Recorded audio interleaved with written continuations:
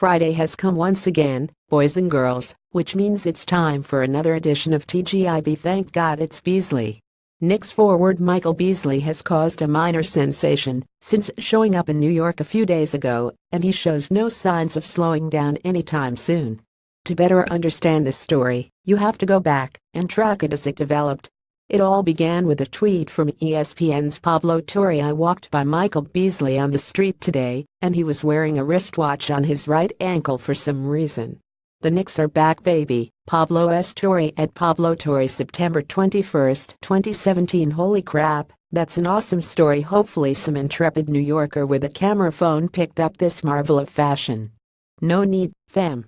Beasley was simply on his way to Slam magazine, where he graced the media with a photo op before joining them for a podcast.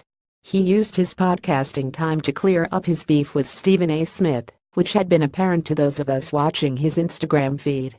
Beasley took offense to Stephen A. claiming that the veteran player, who had been busted for marijuana in the past, was still smoking that bud. "Hess a liar, bro."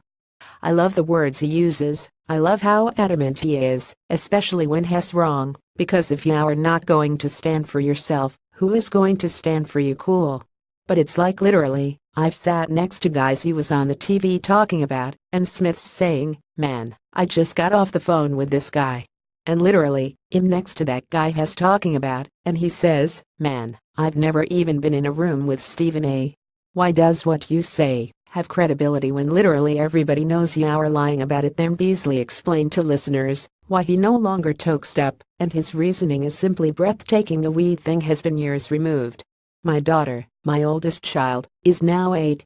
So I made it a conscious effort, or I made it really important to myself to clean my act up, because in 2012 I was on FaceTime with her, and she was only 4 at the time.